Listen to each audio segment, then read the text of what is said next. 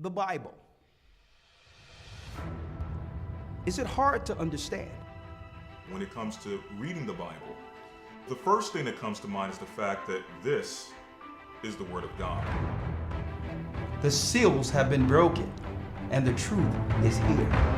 And when we go throughout the scriptures, when we go throughout extra biblical records, we find that the language that God employed, that He used to create the heavens and the earth, was the Hebrew language. Christ said, I came for the lost sheep of the house of Israel. But yet no one, no religious leader, no religious church out there anywhere can now identify the 12 tribes of Israel. Can we? God is quite simple, but it seems as if man makes understanding Him hard. What are those mysteries? The truth of your book and the truth will make you free. The Hebrew and Bible Academy, you're invited.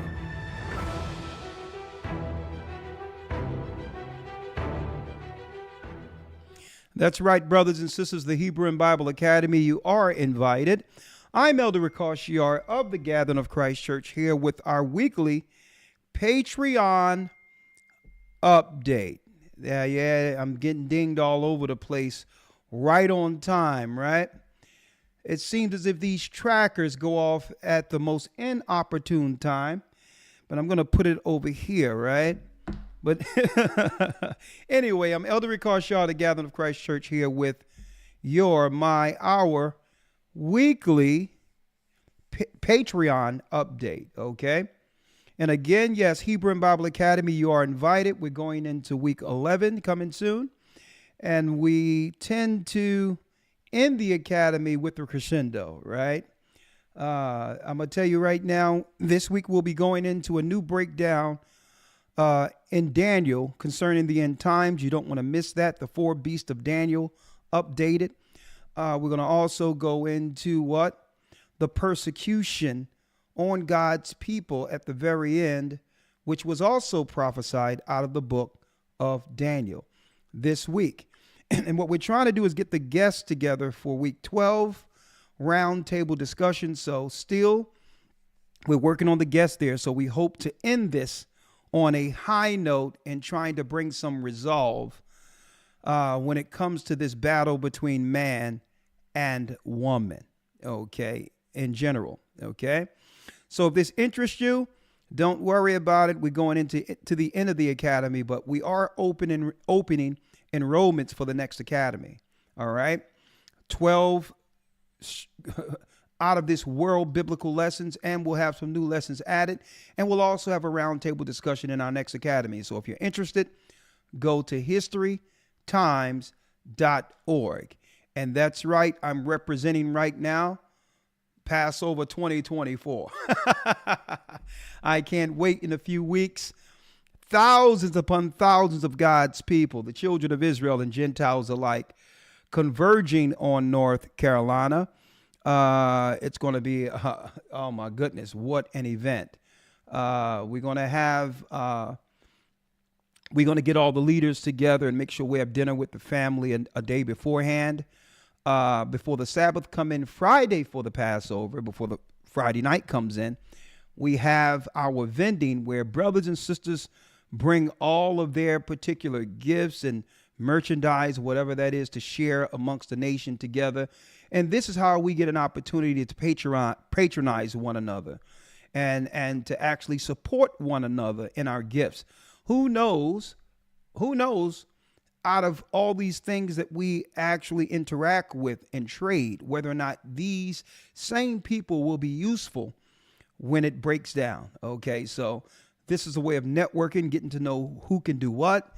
And that's a blessing that we can actually do business amongst ourselves to help the nation. All praises be to the Most High, leading into the Friday night communion. So we have the vending during the day before the Sabbath comes in. We have the communion at night. And then, that's right, music, festivities, and it's going to be a grand Passover. All praises due to the Most High.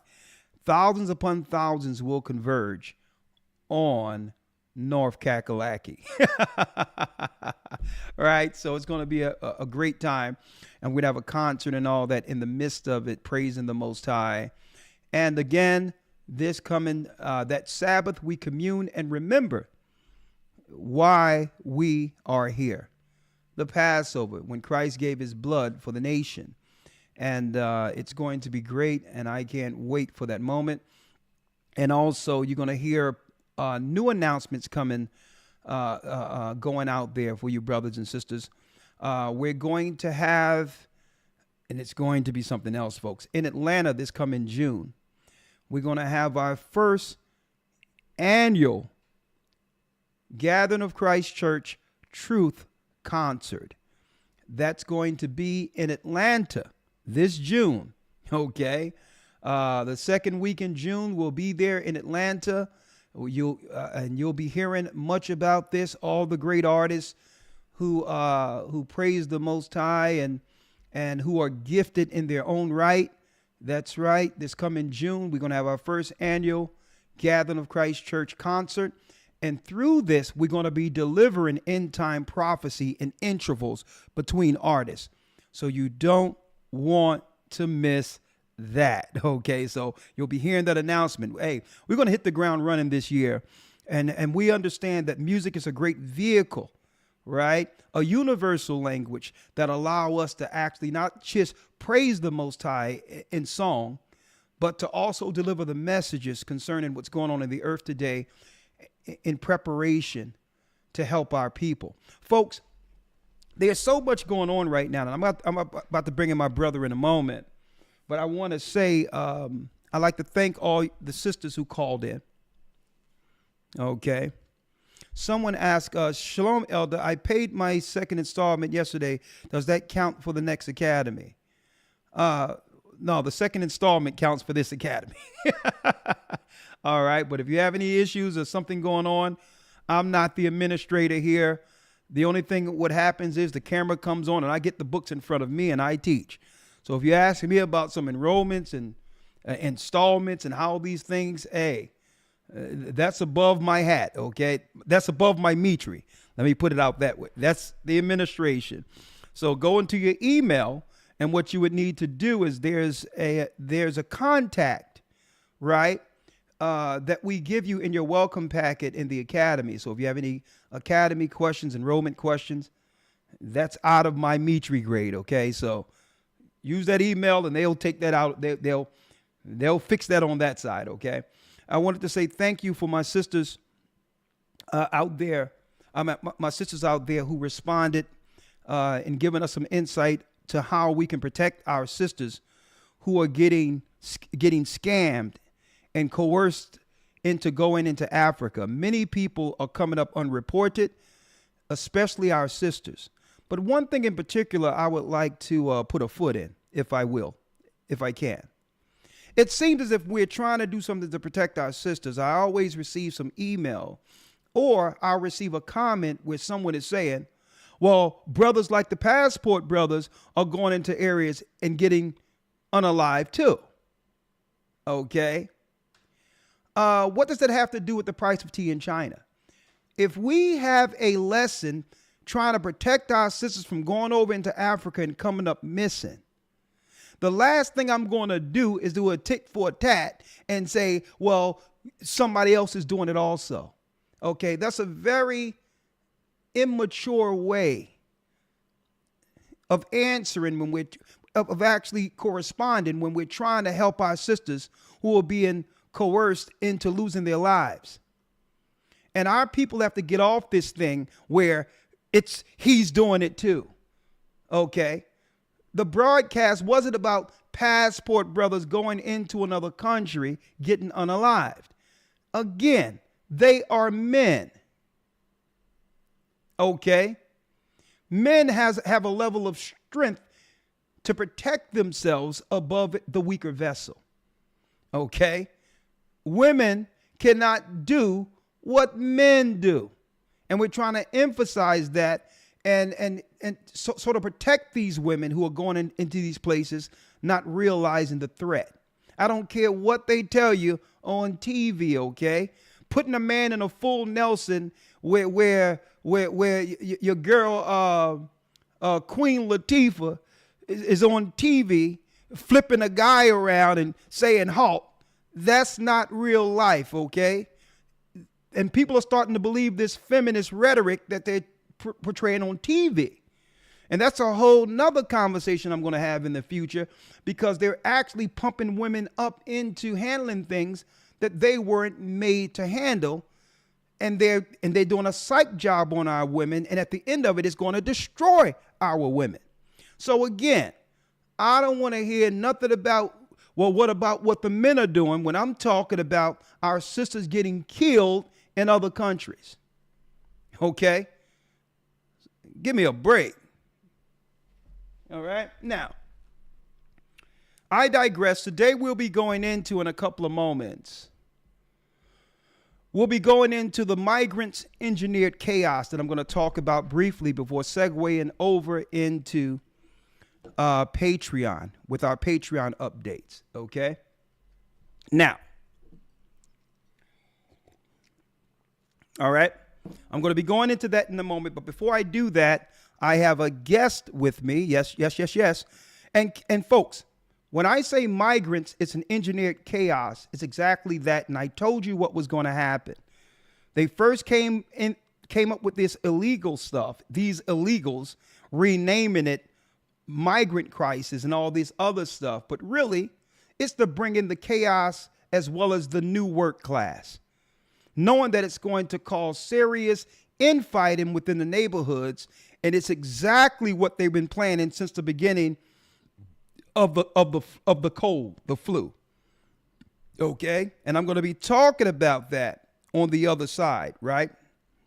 But again, we're going to be talking about this because all the housing, schools, institutions are now, believe it or not, have been given to them without telling our people.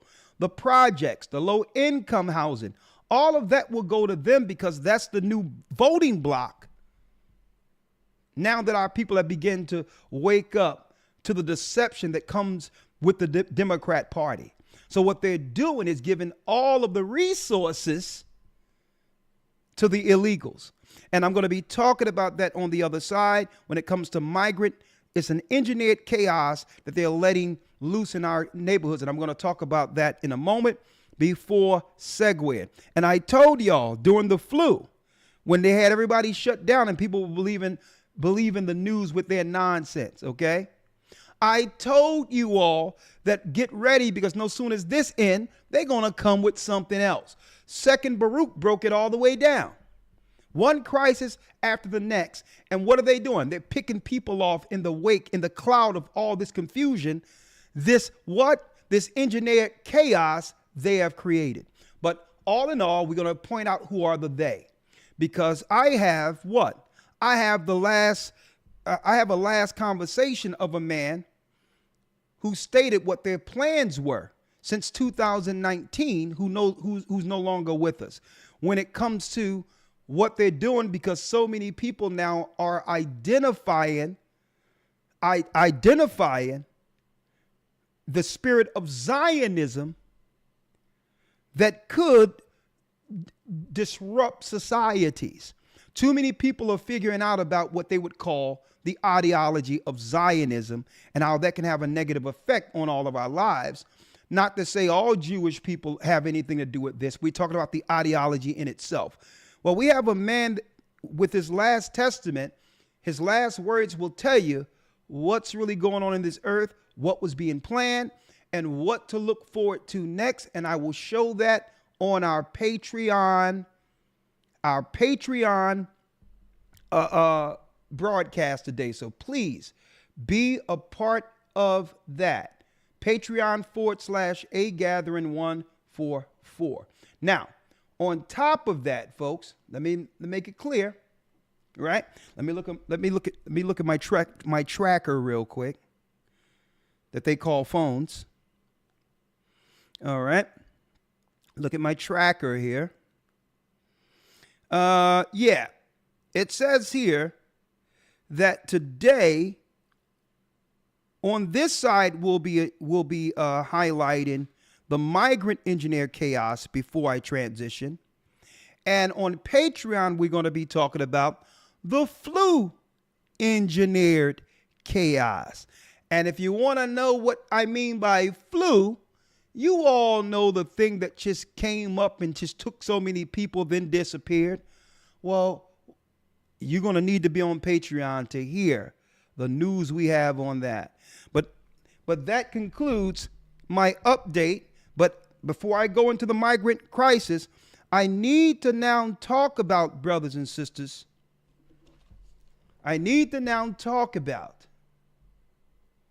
echoes of the Ramapo. Echoes of the Ramapo. We were talking about how Ford and the other corporations associated with that were poisoning the tribe of Gad in New Jersey. I had a guest come on, an old-time friend of mine, Lamont Fountain, who was responsible for this great production that happened in Philadelphia that's on Paramount TV right now, but Paramount Plus, but also that he, with his life's work, he's trying to expose this particular corporate poisoning and destruction of our people that's been swept under the rugs. And of course, again, as you can see here, let me put it here, I spearheaded this on our very own broadcast here, A Gathering 144. I brought him on as a guest, and we started what? We started a crowdfunding for this particular pilot that we will actually view together today, okay? All right. And right now, and I thank you all for your contributions. I mean, we're far away from the goal, but to be blessed with $3,355 in order to make this thing a reality right now is still a blessing. And I would like to say thank you for what? For contributing to this, but we have a long way to go to make Echoes of the Ramapo a reality. Okay? Please, if you can contribute to this, please help us make this particular, brothers and sisters, make this particular production a reality. Okay? What I'm going to do before pull it in, the man in charge of making this production a reality, exposing the corporate companies who've been poisoning our people. Right? Before I pull them in, I want to put the link again in the chat. So you can share this link with others you know to help be a part of this experience, because we're going to use productions like this to shine a light on many negatives the corporate world have been covering up when it comes to secretly destroying our people. Okay? And right? So I want to make it clear.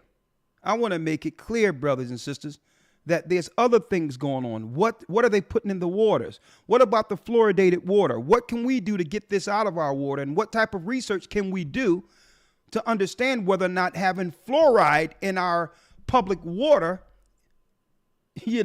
is actually contributing to a lot of our sicknesses, allegedly, that's out there. Many types of different documentaries I would like to shine a light on, but we can't do anything unless we get off the ground with this one first, right? Someone has a question. Someone asked, Elder, I have a question. And that is a good question before I bring in Lamont, right? Thank you for the question. Who do we vote for, seeing that both sides is crooked? Good answer. You vote for who votes for you, right? In a nutshell, right? Before we left Egypt, all of the people got together and gave us what was needed, and that initiative came from the Pharaoh, right? So we need the Pharaoh's initiative, right? Doesn't matter whether or not you Democrat or Republican. Unless they're willing to give cash reparations, Reparations in the form of cash payments to the descendants of slaves who are from the tribe of Judah, they can kick rocks. And it doesn't matter whether or not they're Democrat or Republican. No one is going to side with Trump because he isn't Biden. They did that trick the last time. Most people didn't vote for Biden. More so, their vote was against Trump. So they're not going to flip flop back and forth. Well, I'm not Biden, so I'm going Trump. Nah. The Asians got a hate crime bill. They get money that belong to our people through civil rights. The migrants get money. Israel get money. The Palestinians get money. The Ukrainians get money. So you vote for who vote for you. It doesn't matter either side. If Trump says that he's going to give our people reparations, then you can consider what he have to say. Okay?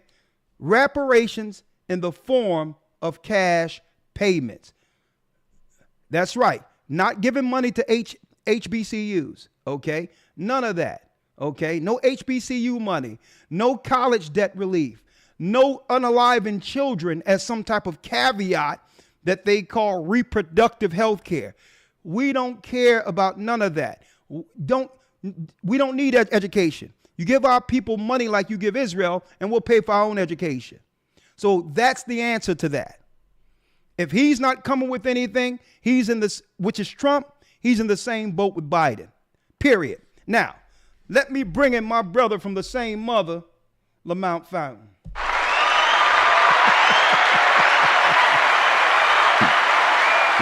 Shalom.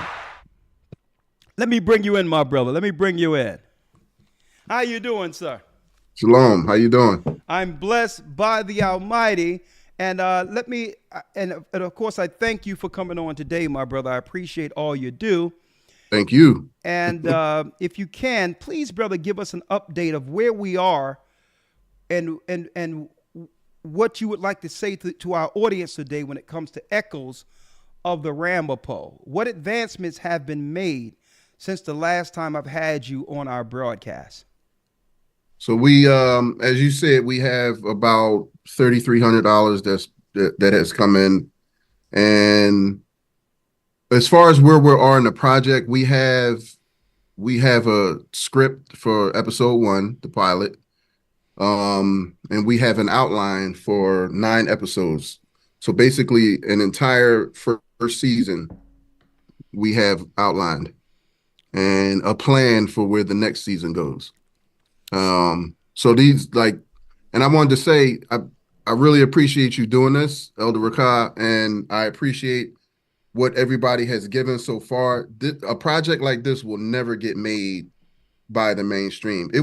A project like this is even hard to get made with investors, because investors they like to see a fast ROI, return on investment. Yeah. So something like this, a series is risky to them. They would consider it risky. So, but having a finished pilot, it really puts this way above, and the quality that it's going to be done with is going to be good enough to where it's going to be a no-brainer. So, like I said, I really appreciate the efforts of everybody trying to get this done. This is a really important story, and it deals with how the corporations have basically knowingly dumped harsh chemicals on the land of the Ramapo Indians, and knowing exactly what would be the outcome. And it was really spiteful, and it was negligence also. But at the end of the day, it was, they wanted that land and they couldn't get it. So that was their resolution. Man. And so it's so, and the evidence is there. It's so obvious that the state has gotten involved, and the state is actually suing Ford. The state of New Jersey is suing Ford, and with the Ramapo people. So, and there's been a lot of help. I don't know if anybody's ever heard of the Lewis Pugh Foundation, but the Lewis Pugh Foundation is one of the, if not the biggest, environmental funds in the world. And Lewis Pugh is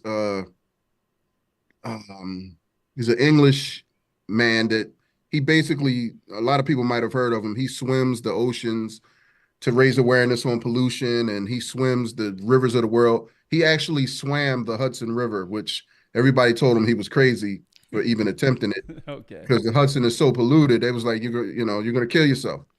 So he swam the Hudson, and during his swim, they had a ceremony, and he met with the chief, and he pledged his support, and they pledged their support for each other, and raising awareness, because these problems have leached into the water, into the reservoirs, and it can affect a lot more people. But raising awareness to this, the everybody listens when the people stand up and let their voice be heard. And this is a voice that's not been heard yet. Mm. So I think, the idea is that, there's several documentaries out about this. And as I said before, the information is out there, but I believe we need to see the impact on a personal level, with actors in a dramatic series. You can actually see these stories get played out in the lives that it has affected for decades Something and up else. to this day. Yeah. Well, let's do this together, if you will, Manigun, Lamont. Let's, Hmm. because you told us that you was going to put something together. That I want to show brothers and sisters that the reality of when you say you're going to do something, it happens, Hmm. right? Right? We said, well, listen, we're going to need a pilot.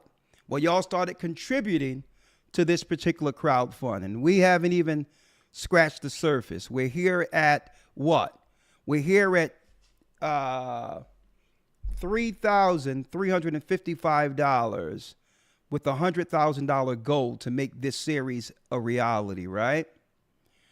But I said, well, listen, we're going to need, and I said this behind, y'all don't know this. I talked with them behind the scenes and said, well, listen, you're going to have to produce something so people can understand what they are contributing to. So in no time, in less than a week, well, about a week, he came with a complete pilot. And I would like to show this pilot with all of us viewing this at once, to show you that one thing about the people that I deal with, right? When they say they're going to do something, it gets done. Or I wouldn't put my reputation on the line with it, right? You'll never hear me saying here, send the shyster Umar Johnson a red cent, right? For his school, his non-existent school, right? But all in all, let's show you what happens when people do what? You got it. Not just talk the talk, but walk the walk. Here it is. And that brings me to 1956, where Henry Ford's family created the world's largest automobile manufacturing plant in Mahwah, New Jersey. And then, prior to 1964, the Ford Motor Corporation bought 900 acres of land in Ringwood, New Jersey. The people who were living upon that land were the Turtle Clans, the core area of our people. What they wanted to do was to remove 1,100 souls from there so they could build a self-contained executive community. The town of Ringwood would have realized probably $1 million a year back in the 1960s in tax revenue. Public outcry, again, well, where are you going to put all these people? There was even a reference, well, they can buy them. Yeah, okay. We're paying $5 or $15 a month in rent, and you think we're going to buy a $50,000 home? Yeah, it wasn't even possible. So public outcry again stops that from moving forward, and then Ford found themselves as the landlords of our people. In 1964, within a couple of months, so pretty much immediately, after losing the right to do that, Ford began to dump their toxic waste into the mines, onto the land in which we hunted, in the streams and brooks where the native trout were. on the land where we gathered the fruit and the wild medicinals and the wild vegetables. Ford would come in all hours of the day. They'd just come in here and they'd dump in the mines. They'd dump it all over. There was a forest there, there was a river there. There were beavers in there. The beavers were sick, the deer was in there. If you go there now, it looks like a big airplane crash. Our attorney that we had at the time said it was as if they flew a helicopter and just dumped sludge all over the community. In the yards, in the mines. Knowing, right, that we lived off the land, right? Knowing that we got our water from the spring. Knowing that, we needed those animals, to hunt or to fish. Over the years, as the people lived here, they started getting sick. Some people were getting rashes. Other people who got cancer died. They knew in 1956, when they created the Ford plant, DuPont, who created the paint for Ford, right, wrote in this little book that even exists today, right? And in that little book was all the chemicals for the paint. And inside that little book with all the chemicals that listed the paint also said this causes cancer, this causes cancer, this causes cancer, this causes this. They knew prior to the dumping. And so many cancer, Vivian Milligan called it Cancer Row.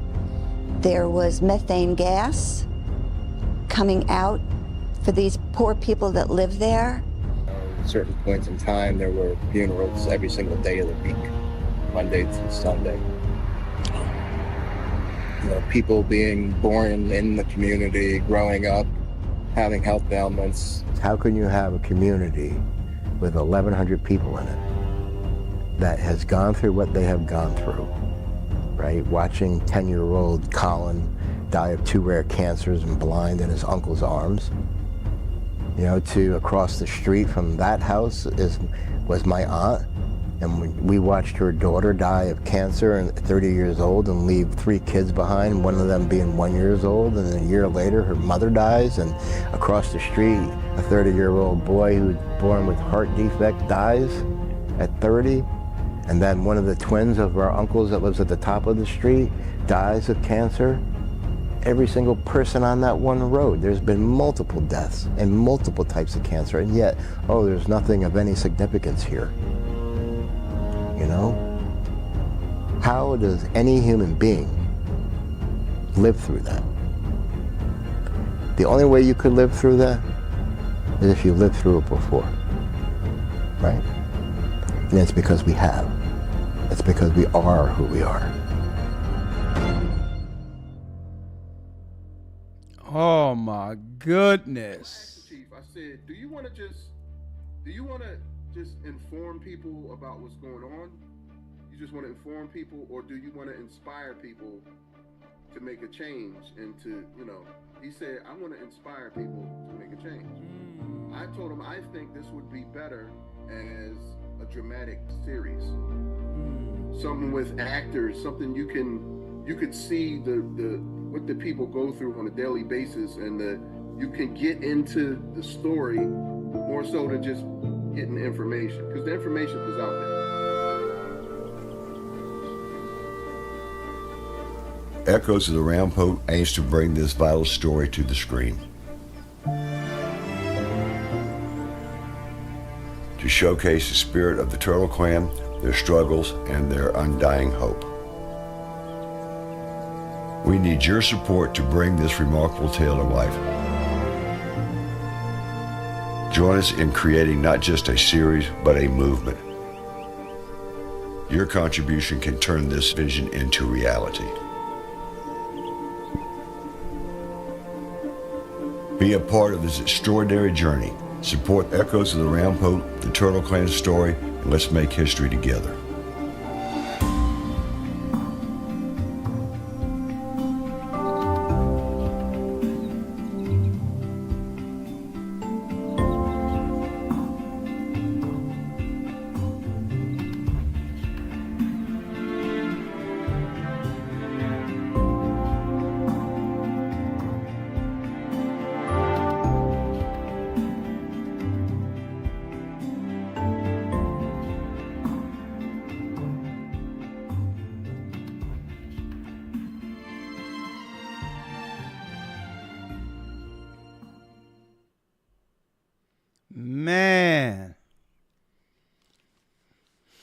I'll tell you this, brothers and sisters. What a resilient people the children of Israel are. Amen. Hey. Which video did you play? Part 2 or part 1? I played part 2. Okay, yeah, that's the one I wanted. Yeah. Oh my! I played part 2. I mean, that thing is tear jerking. And brother, what a great job because you actually were able to bring the emotions, the true emotions that are needed, to the forefront, even within a pilot. I mean, can you imagine what a complete series, a whole 7 separate episodes of a series would do? It'll do so much into driving the attention that's needed for this. So, brother, thank you for this, and we're going to do everything we can to make this a reality for you. Do you have any last words as far as this is concerned? Because we're gonna get up on this. Yeah, this is not actually the pilot. This is a promo video to help tell the story. But the once we do the pilot, once we get all the funds and we actually get the actors together and do the pilot, and it's going to be 10 times more engaging. And I also wanted to say that we're gonna do updates on the page, and we're gonna do some perks for people that donate certain levels. They're going to be certain levels of perks, like you can be listed in the credits. You can, depending on we're working that out now. Yeah. But people can get associate producer credits. We're going to have a tier that if you donate a certain amount, or if you support a certain monetary amount, you can actually come on set and spend a day on set. Okay. We'll have another one where, you get VIP tickets to the premiere. Another one is well, I'm going to be there, right? I'm going to be at the premiere, but go ahead. Absolutely. But go on. You'll be able to one of them is you're going to be able to have lunch with the cast and crew, stuff like that. Okay. All right. We're putting that together now. Okay. But well, even if it's $1 or $5, we appreciate every single penny, because it helps us reach our goal. Well, thank you, my brother. And once you get those tiers together, we'll come back together and bring it on to show brothers and sisters what perks they can have in actually contributing towards this, so that we can get to this the pilot sooner than later. Okay. Absolutely. And also, real quick, we're going to start to do podcasts, and we're going to be talking to different members of the Ramapo and different people that's involved in the story. Okay. Give updates, and we'll put the updates on the GoFundMe page. And of course, I'll update you. Okay. Well, once the podcast begin, because I'm sure that will drive the funding to the next level, because it's out of sight, out of mind. Unless you're letting people understand what's going on a regular basis, they won't know where the campaign is and all that. So that's a great idea with the podcast. And once you start doing that, let me know so that we can drive some traffic there, and I'll pop up over there myself to make sure we get this done sooner than later. Absolutely. All right. Well, thank you. All right. So everybody. Well, thank you again. As you can see, thank you, Elder Dell, for putting the GoFundMe on the page. And brothers and sisters, support what you can, do what you can, and whatever, no matter how small or large, it's all appreciated, so that we can make this particular production a reality. With that, my brother, I'm going to call you later. Great work. Thank you. Man. Thanks to everybody. All right. Bless you. All right. Okay, that's my brother from the same mother.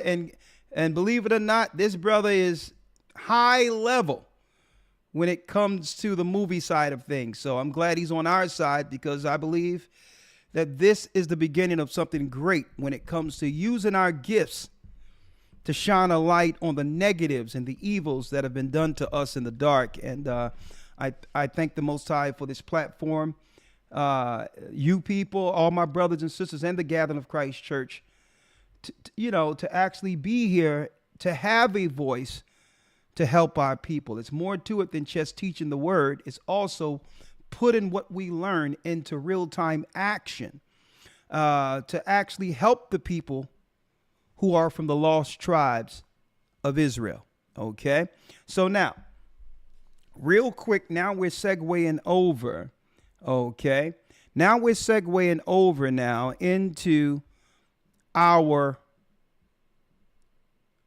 title for today, right? What are we talking about? What are we talking about in particular? Well, let me pull it up here. Fair use.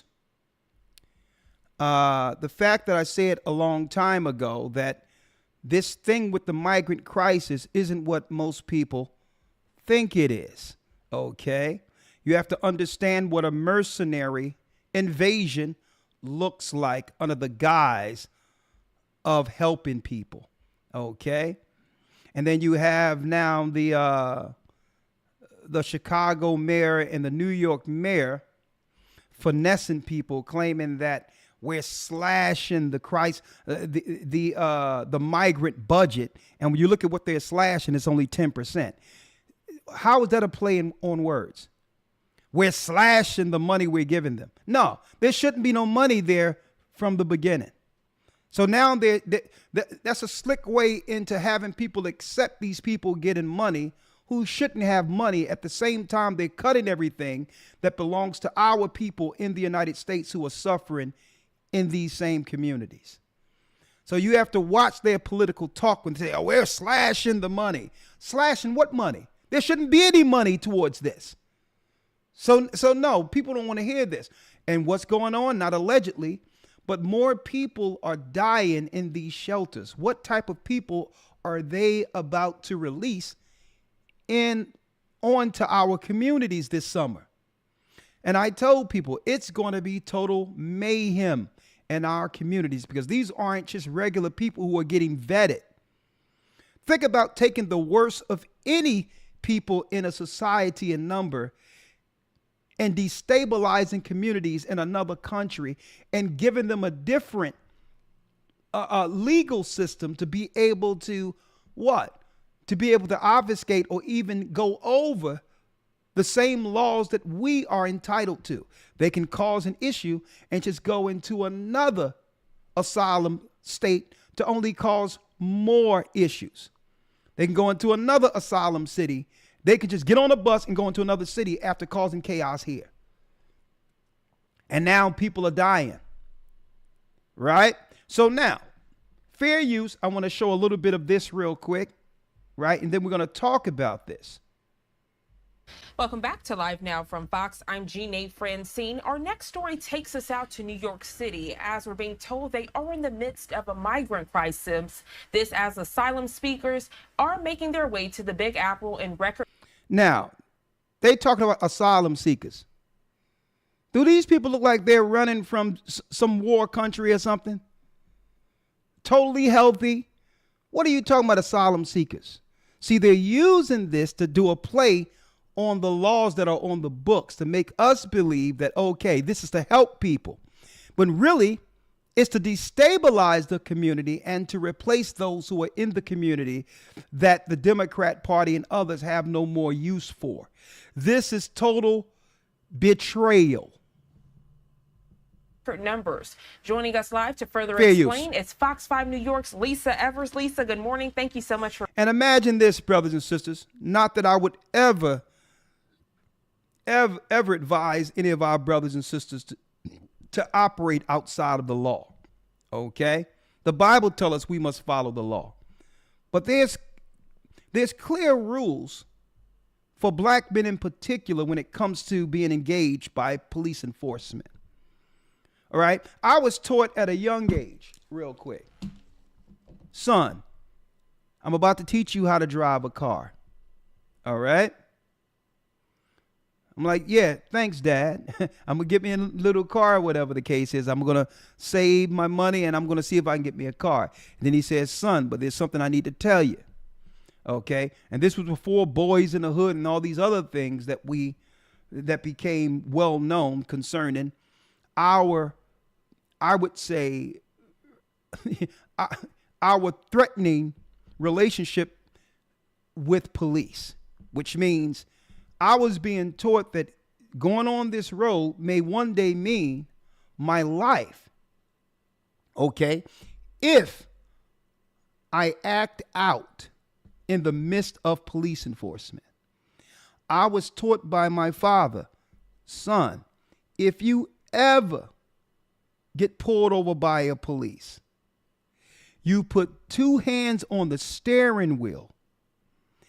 Don't touch anything and allow that police officer to get your registration and license himself. Roll down the window. Do not resist and agree with everything this police officer is ordering. Do you understand this? Because me teaching you how to drive is one thing. Knowing what you will incur on the road with police is another. And I want to make sure that I don't lose my sons. Right? So we were taught from a young age that if a police engage you, automatically agree, do not give them any mouth, put your hands on the steering wheel, and roll away with your life. A disagreement with the police isn't worth it, right?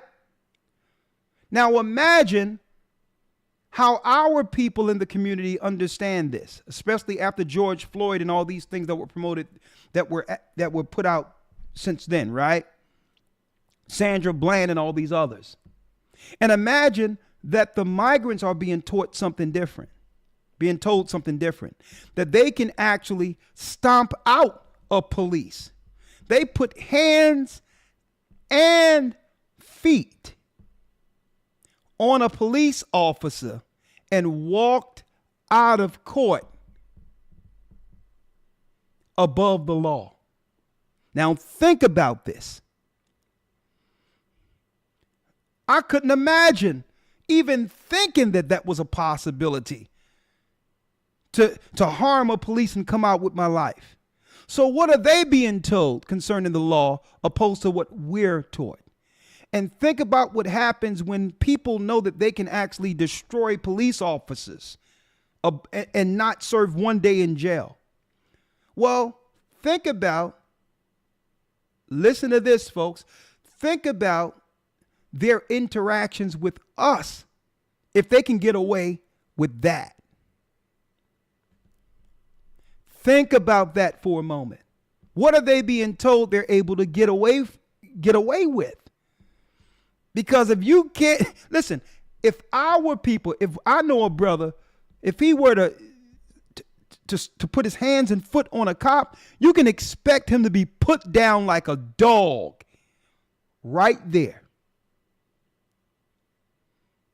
No questions asked. You can expect that. So there's some level of laws and leniency when it comes to those laws for these people intentionally. These are the mercenaries they need to totally destabilize and to destroy what's left of our people who made it through the flu. I'm going to tell you this right now. Orchestrated. This is orchestrated. Fair use. For being here. Good morning, Janae. How are you? I'm doing well. Thank you for asking. So this term migrant crisis is ever developing. We know that there have been reports of this migrant crisis is ever developing. What do you mean ever developing? Since Biden was voted in, he put money behind that and said he was going to open up the border. And then talked about voter rights, and we thought that it would have something to do with our people who never had a problem voting, right? Barack Obama was an example of our people voting when we get the opportunity or when we believe in a politician, right? But they were talking about lenient voter rights for the new illegals they was going to let in the country so that they can replace us, folks. This is all engineered. Okay? This is for their corporate new workforce to replace those that used to work in America. Okay? so that they can have anchor babies to replace us. This is what it's about, an invasion. Crime increasing in that area from those asylum seekers. Break this down for us, Lisa. How did we get to this point? Now, why would they allow criminality to fester in these areas? Right? Why? To destabilize the people who live there. Only through their Hegelian dialectic to come around and say, we need to be tough on crime. I'm going to show you how they're going to play this on either side, folks. Because now Trump is the good guy who's going to come in and say, it's time to close the borders and it's time to get tough on crime. Since Biden, I've inherited an issue with the criminality he let loose in our communities. Right? So now he has a reason to use what? Military and others are coming to our neighborhoods to go against these illegals. But guess what? You think these people who are coming to our neighborhoods to stop crime will stop at the illegals? Or will it be using them as proxy to police us? I'm telling you right now how it's all going to go down. They need this criminality. They need them there so to what? So to have a reason for a crisis budget. With every crisis comes money to fix it. See? So if it's a cold, if it's COVID, if it's this or if it's that, it's a crisis. So crisis money is thrown at it. And the gatekeepers are now taking money out of these so-called crises, benefiting financially from it, and at the same time destabilizing the country, destabilizing where we live. It's all intentional, and it's prophetic according to the Bible. This is what a real purge looks like. Well, I think one of the things, Janae, is that in the beginning of the migrants coming into New York City, there were a lot of families. And just a sidebar, we need to do something about this makeup that's going down within this world. Just a sidebar. Okay? All due respect with people struggling with their sexuality and all that. When I was growing up, someone who was made up like this was usually a person who was struggling between sexes. A man overdoing it to try to look like a girl is when I was growing up. You would understand, there was a clear distinction between a man who was overdoing it when it comes to makeup to trying to look like a woman and a woman. Right? So when I see makeup like this, it's disturbing because I understand it's allowing the others to actually play the middle to deceive other people. Women don't need all of this. They're already the prettier of the two. Okay? Men aren't the pretty ones. The women are. So women need to stop overdoing this makeup because those that deal with the transsexual types of scenarios are now able to hide themselves in society using women. Okay? When I see this, it is a shame that I got to look at women now and try to ask, and then I have to answer the question within myself. What exactly am I looking at or listening to here? It's a shame we're living in a society where now I have to go off of the story and on to who is this presenting the story. Yet I digress. Women, y'all don't need to overdo it. Men had to overdo it because they were trying to look like you. Lord have mercy. There were a lot of mothers and fathers, either individually or together with small children. And now what's been happening in the recent months in particular, according to the authorities, is there's been an influx of single men. And a lot of these men are young. They're between 18 and in their early 20s. Some of them are teenagers who are coming here with their mothers. And what we've seen, the video that you just saw was a migrant crime wave where there were at least 62 separate... Okay, I got to get past this. I'm feeling like a Caitlyn moment. Let me get straight to what I need to deal with right here. Shoplifting suspects in some of the stores, because one of the shelters that's been extremely problematic is located right near Times Square. So there's a lot of stores. You have a lot of tourists walking around carrying cash with valuables, with good watches, with expensive purses, expensive sneakers, that type of thing. And then the other area that's been developing with crime is at one of the biggest shelters, which is on Randall's Island in the city. It's a men's shelter, and where they try to officers have been called in to try to break up fights, and then they end up turning, because there's so many of them, they end up turning on the police officers and attacking them. And so the NYPD may turn on the police officers and begin to attack them. So what are we dealing with? We have laws that have been made in these same cities that allow a certain level of criminality by stating that someone can snatch and grab, merchandise up into a certain amount without getting persecuted. They started off with that before they were actually letting us know that there's a migrant issue going on. Not a migrant, but an illegal issue. So now people are just snatching and grabbing, right? Now, they're told these illegals now that, okay, in certain places, you can actually snatch and grab up to $1,000 or $1,500 without getting prosecuted. So now this is going to be happening in Chicago, New York, all of these other areas. And then it's going to translate to where? It's going to transfer, to the communities and claim that it's our people snatching and grabbing.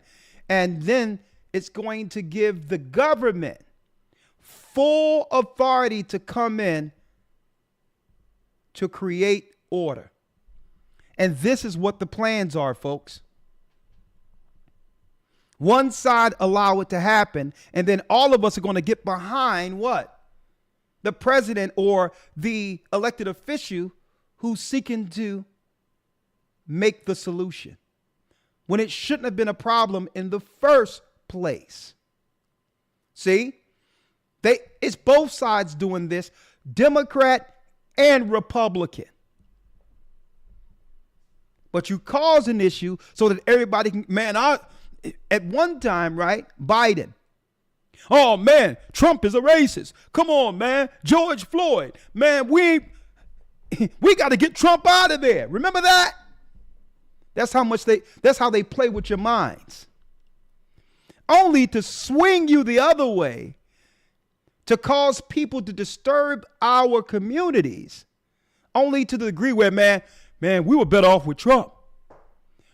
At least Trump going to get them out of here, right? As if we don't remember thinking the exact same opposite 4 years ago. They are playing with our people's minds. And either side you agree to, it's our people coming up missing and getting the short end of the stick, whether it be Democrat or Republican. Think about that. Because it doesn't benefit us, Trump coming in with police and armed forces and the military to come in to fix the migrant crisis that shouldn't have happened in the first place. That doesn't benefit us. See that? So this is how they destroy our people, through proxy. All the time stringing us along to have us believe they're for us. Right? Creating a crisis only so they can come with the solution, the Hegelian dialectic. When Trump, nobody here, nobody needs you to come clean up the migrant crisis, right? Our people should be, you give us the money you give in Israel and the Ukrainians, and we'll have enough money to defend our own selves against the crisis you created. Okay? We don't want you to create a problem only to come in to strong arm our children now. Right?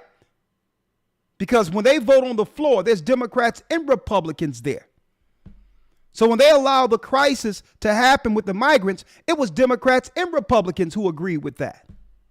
So what I'm trying to show, brothers and sisters, is that the only one who got our back is God.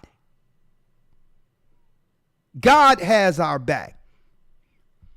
We don't need these guys to come in and try to bring a solution when they created the issue. The only way that Trump can fix things is he give cash reparations to the descendants of slaves. And if our people have our money, we can protect ourselves. Take your education, take your reproductive health care, take the money that you can give the HBCUs, which are bootlicks, take all of that and just give our people the money that you give in Israel. We can pay for our own education, we can feed ourselves, we can house ourselves, and we can protect ourselves from the legislation you're drafting against us. And that be it Democrat or Republican. And guess what? This is where I get off my soapbox. All right? This is where I get off of my soapbox, because my whole thing is I bring resolve. I bring it the way it need to be seen. How do you know when a country or a politician is actually for its constituency? You know how? Because they come every 4 years to protect their budgets. Budgets is financial allocation. Politics is about money. The Asian delegation only come there, and the caucus is to draft what? Policy that financially benefits their people. How much of the budget is going towards the Asian community? That's how politics work. It's about budgets. Italians get in place so that they can make sure the money coming through that's being agreed upon every election year goes towards their caucus, their people, their interests. That's how politics work. Okay. Some reason they convinced us that politics was them actually patting us on the head and apologizing for slavery without giving us no money, without giving our people who are suffering finances. When you're giving Asians money, Ukrainians money, Jewish people money, Palestinians money. So folks, when it comes to voting, if you're going to deal with the process, because why? It's your taxpayer money going towards all of this. Why can't they cut out money strictly for you? And that's how you know whether or not a politician is against you or for you. That's how. You don't want people sympathizing with you. I don't need your sympathy. I don't need you to protect us from the police. I don't need none of that. Israel is not looking, the state of Israel is not looking for Americans and others to protect them from police, because why? You got it. The billions of dollars that are funded towards Israel. They got enough money for their own military to protect themselves. So this is how our people have to become politically astute and understand that when you vote, if you're going to vote, it's supposed to be for your self-interest and the interest for your particular people. Okay? It's no black or brown coalition. You can't tell me that the money for our people who marched in civil rights is for black and brown people when Kamala Harris isn't our people. Okay? The East Indians, those people didn't struggle in the civil rights. The Asian people that are coming over here who are brown didn't struggle in the civil rights. So you can't now clump us all together so that they can strong arm what belongs to our people. No more getting triggered based on race and vote because someone is making you feel a certain type of way. Hey, I don't care if you are a card carrying KKK member who sleep with your hood on. Okay? If you agree with cash reparations for the descendants of slaves, Judah, I don't care whether or not you are a KK. You can hate my guts, but I'll have enough to protect myself from you if you give me what you give Israel. And that's the mentality our people have to now stand on.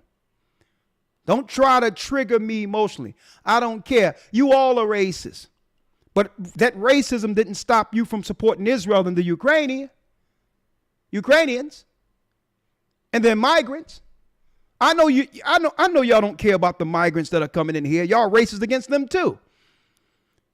But you're going to use them against us and then use their criminality as a reason to wipe them out anyway.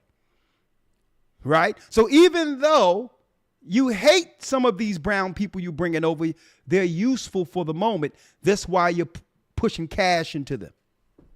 See?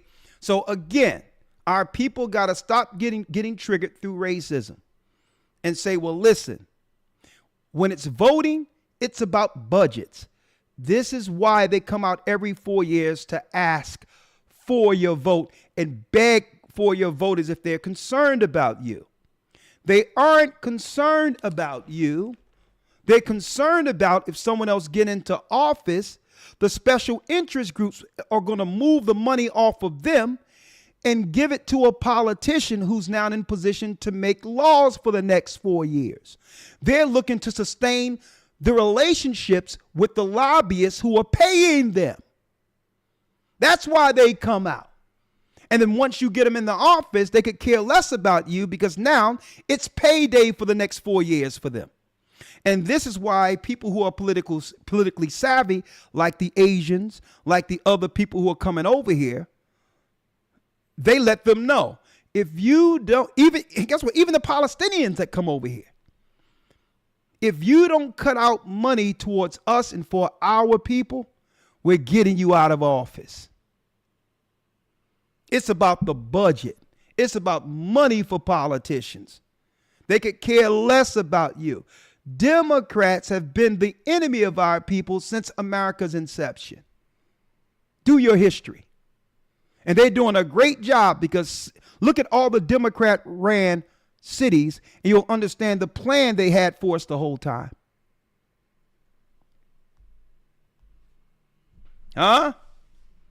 Like I said, our people have to stop making decisions strictly off of emotions, being triggered. Okay? I don't want to hear about a cop that shot someone. I don't want to hear none of that crap. We're not buying none of that. Okay? Look right at him and say, hey, man, let's go down and march, man. George Floyd again. Nah, where's the money? Okay? Because I understand that they sympathize and understood Israel's plight when it comes to World War I and World War II, even though other people died in the war outside of them too. But I can understand how the world sympathized with them by giving them money every year. Okay? That's how you show whether or not you care about what's going on with us. Not an incident you can, use politically to gain political position. Right? So that's what I'm saying. And that's for those who believe in this system. All in all, I'm going to say this. I don't expect anything from any of them because it's God's promise to make our lives better. It's God's promise that we stand in God's law with the right expectations to operate one amongst another. Not that I expect anything from them. What I'm doing, I'm putting this out there so that our people can have a view to understand the hypocrisy of the political system. That's why I put it out there. Not that they would ever do what's right. I'm putting it out there so our people can now view things politically as other people do, to know that this system have never been for the children of Israel. So that now you have a reason to say, no, get out of my face. If you don't give me what you've given them, and I know you won't, don't knock on my door. Period. So I'm not saying this, folks, to say that we're waiting for either side to give us this. I just want to show our people that they would never do for us like they do for other people. And through that, our people will begin to understand who we are and that we are all we have, and that the only way we get anything out of this is to come back to God's law. Right? So that's why I'm putting it out there. So if somebody do come to you, you can point out their hypocrisy. Because now you're holding them to something. You're holding them to something now. Because they're coming as if they really care about you. But when you say, okay, hook me up like you hooked up the Asians, you'll realize how much they truly don't care about you. When you say hook me up like you hook up the Israelis and this state has nothing to do with our people, you'll see that they really don't care about you, as they claim when they bring up racism.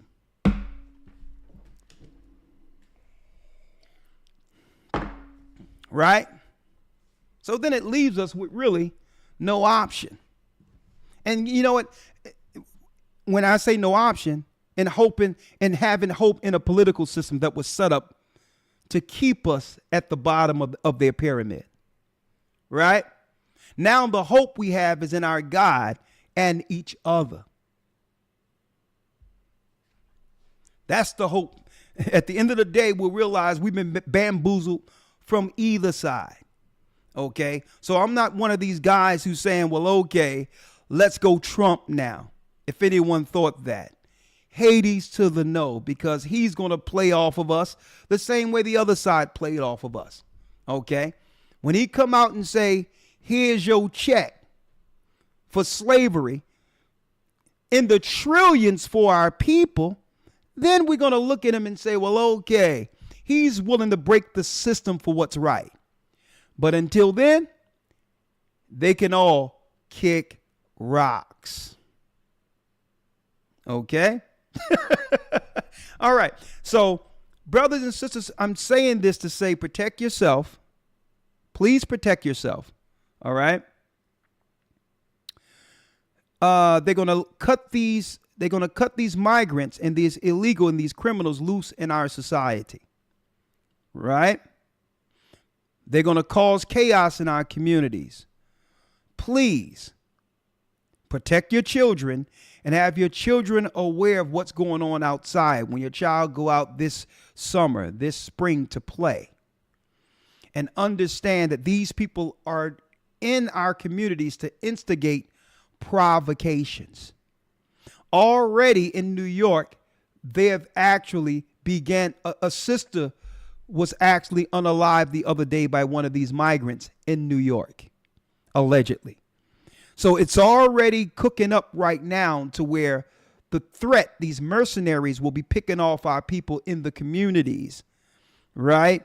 And it's going to spill over through arguments. It's going to spill over on the basketball courts. When we go out to actually have our festivals and all these things and we come together to celebrate our culture amongst one another, they'll be in the mix causing provocation. I'm telling you right now. So it's time for us to have a conversation to say, well, okay, with my children, I have to make sure that when it comes to these people that are being left over, that this doesn't threaten my family to a degree where we begin to lose people in our homes. Okay? This is where I'm going to tell you, it's going to boil over this summer. I'm telling you. So I'm just letting you all know that when you have your children go outside and play in all this after being cooped up in the house all winter, you're not releasing them into a regular society we're used to. Protect your children. There's people that are coming over the border.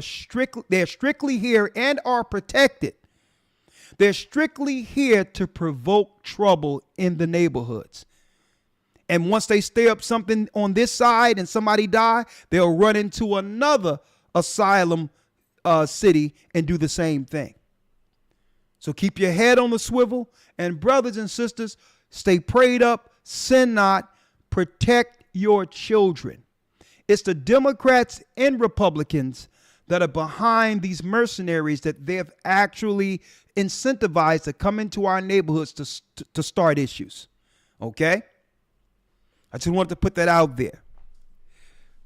It's engineered, just like the title states, engineered chaos. Vote for Christ. I'll see you over on Patreon, where we'll be going into the flu, engineered chaos.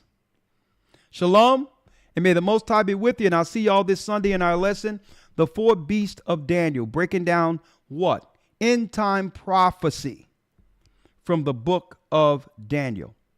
Shalom, may the Most High be with you. Stay prayed up, sin not, and keep in mind that the Most High is calling back the lost sheep of Israel.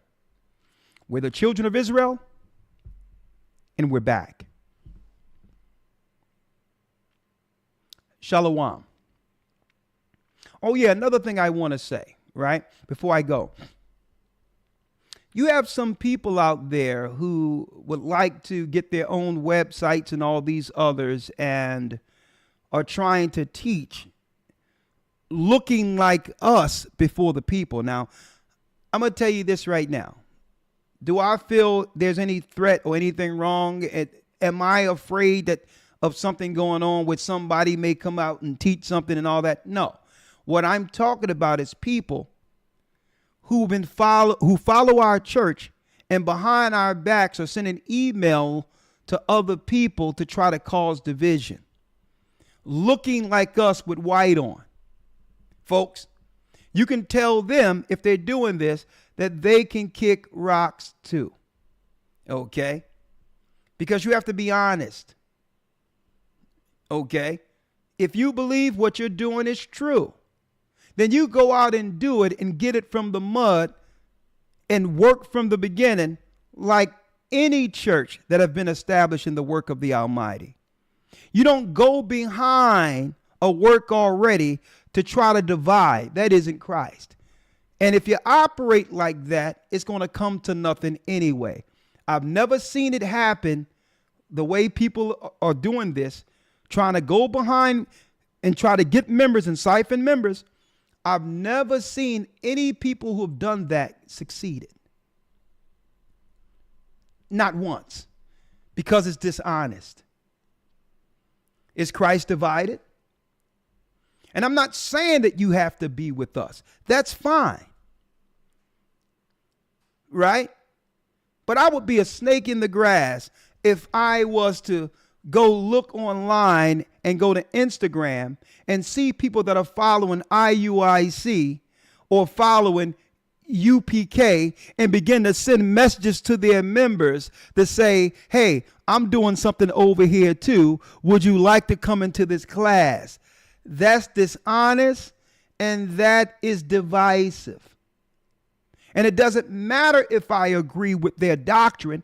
I have enough respect for them not to disrespect them like that. Okay? Not to disrespect them. Because they're working grassroots. And those, guess what? People cleave to their own kind. The people that are with UPK belong with UPK. The people with IUIC belong with IUIC. And I'd rather them be guided, even if I don't agree with those doctrines, not being tossed all over the place. Because at least they're unified under one mind and one doctrine. And I'm not going to try to undermine that by going behind them and looking and then put on a purple shirt and then begin to send emails and say, yeah, I got purple on too. That's serpentine. You'll never advance like that. Okay? Where's the honor? And this is why our people never move to the heights of what's in us, which is the glory of the Almighty, because we always seem to undermine each other instead of saying, you know what? I'm going to go grassroots. I don't believe what anyone else believes, but the Most High is with me, and I'm going to start from the beginning. I'm going to start from the beginning, do my ministry, and then let the Most High bring the work if he's in it. He'll bless it. And that's what a lot of our brothers and sisters have lost, to why we cannot obtain the true glory of being Israel. And you know what that is? Honor. Honor. You don't go behind another work. And guess what? You think, let me tell you, the people in this church, that's within this church, they're tight. What do you think they're going to do? They're going to see you send them something, and they're not going to let us know that, listen, you know there's some guys out there with some white shirts on and you know, trying to circumvent the work and divide the work. See? So think about that when you're out there dividing people. They're going to look at you and say, okay, here's a dishonest person. Do your work. And if Christ is in your work, you don't have to worry about sneaking around 12 midnight trying to get followers. Okay? If Christ is in your work, guess what? He'll bring it to where it needs to be.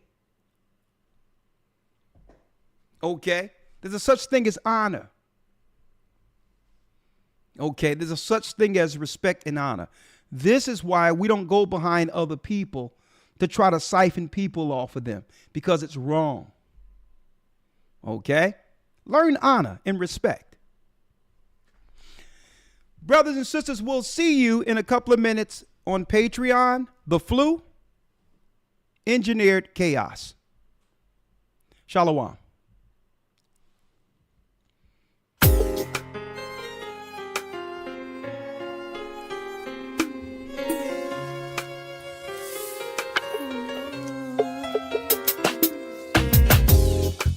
The East is where we're from.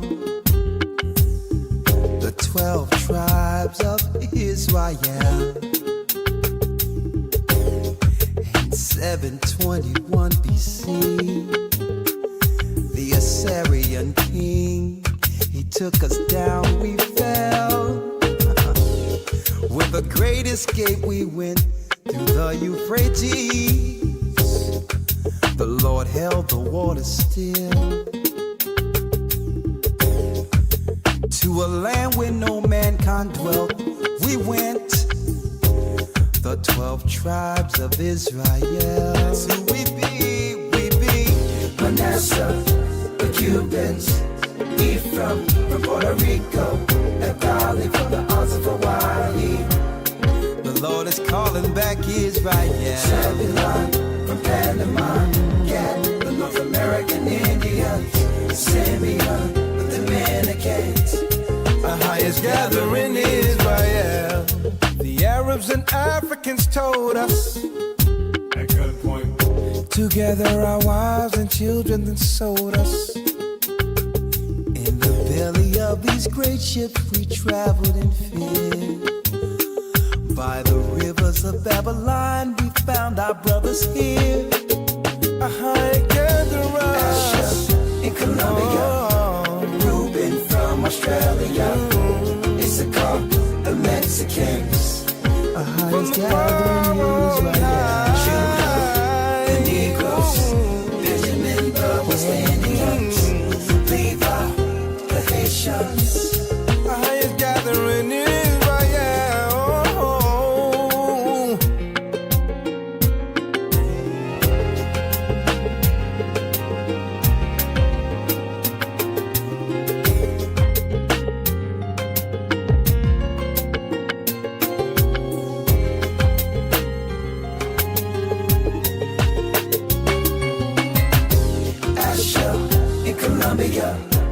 Reuben from Australia, Issachar, the Mexicans.